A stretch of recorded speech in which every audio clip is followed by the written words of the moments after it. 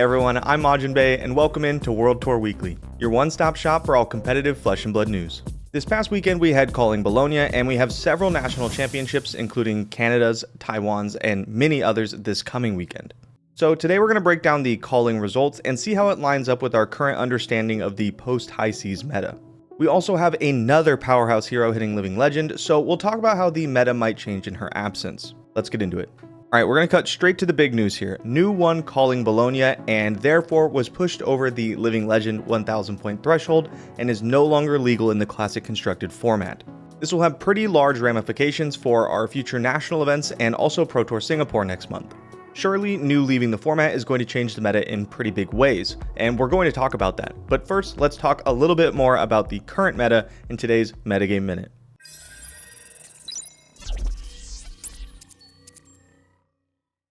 The metagame for Calling Bologna was definitely not what I expected.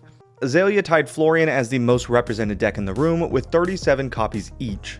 Florian's been the most popular deck at just about every tournament for a while now, so it was surprising to me to see another deck be just as popular. I did mention that I expected Florian's representation to start falling off a little bit as a result of some more recent meta changes that are not as favorable for him, but this was a little bit more than I was expecting and it was a little bit faster. New is right behind Azalea and Florian in play rate with 29 copies, so it could be that players are trying to get one last hurrah with their favorite hero before they hit Living Legend. This could be one explanation for the surge in play rate. Alright, right behind New is our new cool kid on the block, Gravy Bones. With a pretty impressive showing at US Nationals, the community expected Gravy Bones to continue to do well and even improve. I'd have to say that he did exactly that, with Marco Leben bringing him into top 8 as the first seed. Syndra was also highly represented for this event, which I have to imagine is because she has a pretty strong matchup into both Florian and Gravy Bones. If you're expecting a good amount of both of these, then the Draconic Ninja makes a lot of sense. She performed pretty well too, with about 30% of players who brought her making it into day 2. She was also only one life point away from winning the entire Calling. Verdance was more represented than she was at US Nationals, but she didn't do quite as well. With 25 copies in the tournament, none of them managed to make it into top 32, which is pretty sad for me to see because I wanted to see her continue to succeed. I do think the deck is pretty strong and will continue to see strong representation, but I can understand how a field full of Syndra, New, and Prism might pose some problems for our resident Leafy Wizard. Alright, now that we've covered the Calling meta, let's move on to today's weekend winners.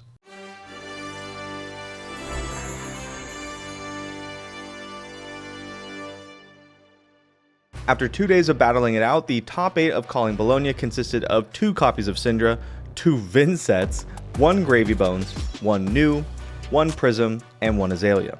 I don't know about you, but I was pretty surprised to see 2 copies of Vinset make it into the top 8. Not that the deck doesn't do powerful things, it totally does, but it hasn't been converting really well in recent events. Unfortunately for our Shadow Runeblade fans, neither of the Vinsets made it past the quarterfinals. The Grand Finals saw Syndra and New face off in what ended up being New's final game of Classic Constructed. A massive congratulations to Tommaso Vecito for not only winning the Calling, but also pushing New over the finish line and into the Living Legend status. Pivoting over to the Battle Harden on Sunday, Arthur Trehey drafted Gravy Bones in the top 8 and took down the entire event. Congratulations again to both of our weekend winners. Okay, now that we've fully gone over the Calling, let's talk about New leaving and how that will affect future events. The biggest winners of New leaving are arguably Azalea, Verdance, and any deck with good blues, like Victor. Florian loses one of his better matchups, and we might see an uptick of decks that are really good into him, like Verdance, since they don't have to worry about their terrible New matchup. The impact of New leaving is probably going to be pretty profound, but it might be a little bit sneakier than you might imagine. There are certainly some decks that are unlocked a bit when New leaves the format, but I imagine that most of the changes is going to be in decks that are already part of the meta. Certain decks had to be very careful with what blues they even put into their deck because New could steal them with their hero ability and play them against you. For example, Guardians historically want blue block 3s that attack for large amounts like Cranial Crush or Thunderquake. The issue is that if you run these and then you match up into a New, she could play these against you for free, which is bad. To combat this, decks like Jarl would just cut all their good blues. Anything that New could profitably steal and wasn't essential just got removed. I expect now that New's gone, we'll see decks like Guardian start to play stronger blues again, since they won't have to worry about New stealing them and beating them over the head with it. I mentioned earlier that Azalea is a big winner of New leaving the format, and while that's true, it only really matters for a couple of weeks until she takes down an event and also hits Living Legend. It would be very surprising to me if Azalea makes it to Pro Tour Singapore. The other deck we have to watch out for is Dash Inventor Extraordinaire. I know I've been saying this every single week, but she really only needs one more solid win and then she's gone. Will she get that win? Maybe. Maybe not. Not very many people are playing her, and she isn't great in the current meta, so it's a bit of a toss-up. If I had to put money on whether or not she rotates before Pro Tour Singapore, I definitely have to bet no. It's really hard for me to imagine someone rolling up with her to a 100-person tournament and then spiking the whole thing. To put in perspective how low her play rate is currently, there were 0 copies of her in Calling Bologna. 0! Really hard to get LL points if nobody brings the deck. But this video isn't really about Dash, it's mostly about the final Misspell hero hitting Living Legend. To bring it back on track, I wanted to showcase Nu's final turns in Classic Constructed in today's Razor Replay. And Command and Conquer alongside that floating arousing wave will force at least 3 cards. We see Shelter in hand and 6 points of block value on the attack here. That Shelter in Arsenal, a Shelter being drawn. He can live with that Shelter having its activated ability, but he can't do anything. He can't deal damage back. The arousing wave is earned, Shelter is discarded to prevent 1 point of damage. Both these players hanging on by the skin of their teeth, but there is no retort from Filipe Mikolajic. It's going to be full 4 cards to work with from Tommaso Vicido. It's never only 3 points of damage.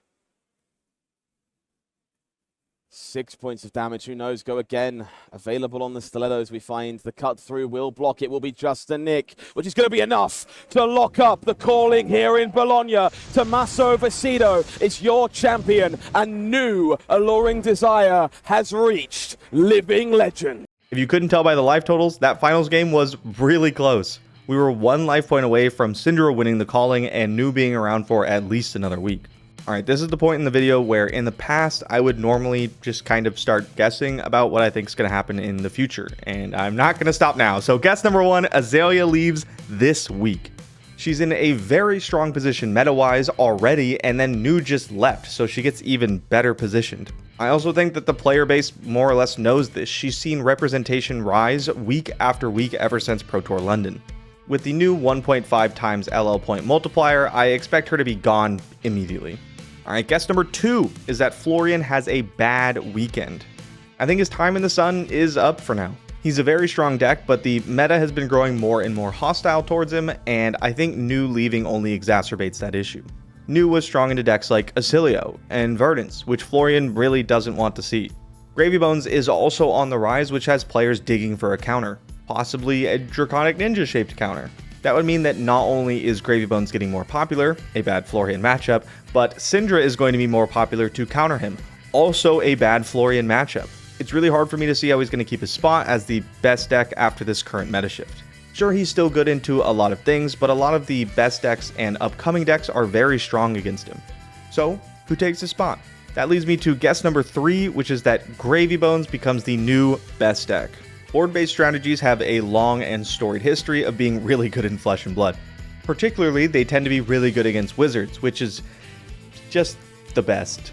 Currently, players are looking to bring aggressive decks like Syndra to combat him, because surely the aggro fast deck beats the setup board-based deck, right? Well, if there's one thing that I've learned from Enigma, Illusionist, even the spooky variety, are really good at beating anything they want to dedicate their slots to. I've seen a lot of counter decks not really work out when the board-based deck just changes up their strategy or brings in some new sideboard cards. I don't really think that Gravy Bones is going to be any exception here.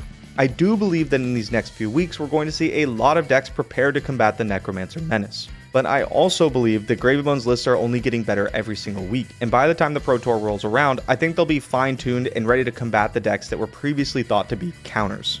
Alright, that's all I got for today. Tune in next week to see if I'm right or wrong in any of my guesses. Good luck in your national events. I'm Majiin, and I'll see you next time on World Tour Weekly.